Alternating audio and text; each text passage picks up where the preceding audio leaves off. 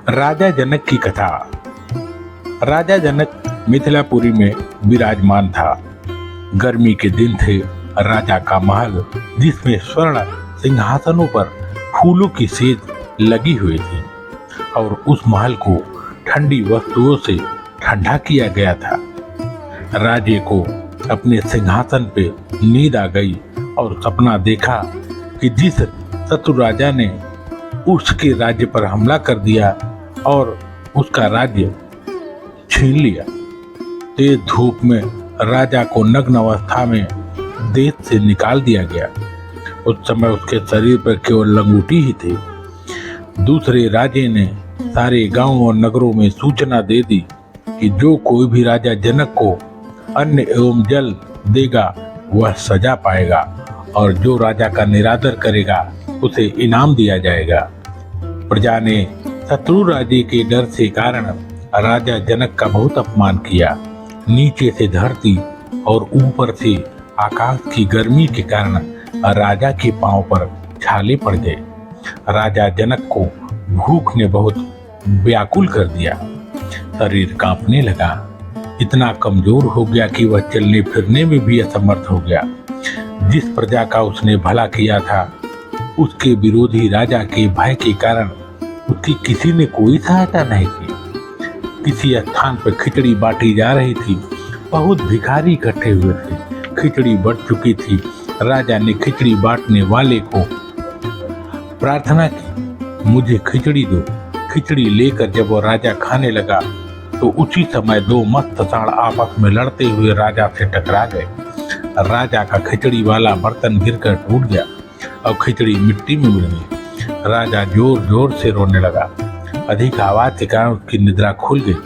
राजा का सपना टूट गया और उसने अपने आप को स्वर्ण सिंहासन और फूलों की सेज पर पाया। राजा को अब कुछ भी अच्छा न लगता। उसको पूर्ण विश्वास हो गया कि मैंने जो सपना देखा है वो विपत्ति मुझ पर जरूर आएगी।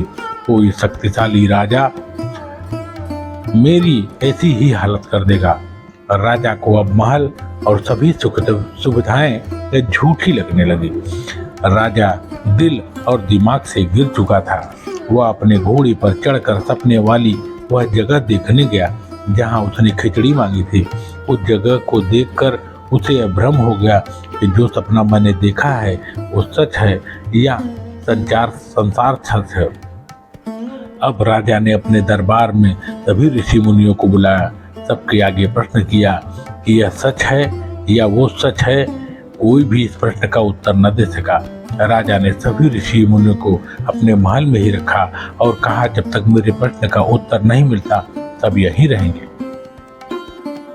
अष्टावक्र को जब पता लगा कि राजा उनके पिता, जो कि बहुत बड़े विद्वान थे और उनके साथ असंख्य ऋषि मुनियों को अपने महल में रोक रखा है, तो वह महल में पहुंचा। उसने राजा के पास जाकर राज्यसभा में राजा के प्रश्न का उत्तर देकर राजा का भ्रम दूर किया।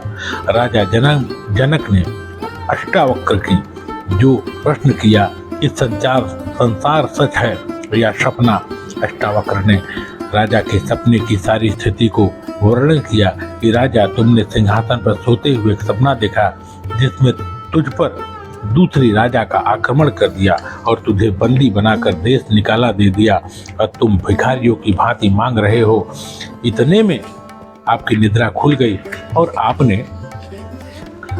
अपने आप को सिंहासन और फूलों की सेज पर पाया। आपको यह भ्रम था कि आपने जो सपने में देखा वह सत्य है या संसार सत्य है। दोनों सपने झूठे हैं। संसार रूप सपना अधिक देर तक रहने वाला है, जबकि रात का सपना कम समय का है। जैसे एक आदमी एक सेर आटा हर रोज खा सकता है। यदि उसके पास एक सेर है तो एक दिन में खत्म हो जाएगा। यदि उसके पास एक मन आटा है तो 40 दिन में खाएगा। परंतु एक सेर आटा और मन आटा दोनों ही खाने से खत्म हो जाएंगे। ऐसे ही अपने सेर आटे के समान है और संसार मन आटे के समान है। दोनों को एक दिन खत्म होना है, इसलिए संसार और सपना दोनों झूठे हैं। इस प्रकार राजा जनक का भ्रम अष्टावक्र जी ने दूर किया। ये थी राजा जनक की कहानी। सदगुरु रविदास जी की अमृतवाणी से ली गई है। जय गुरुदेव रविदास जी।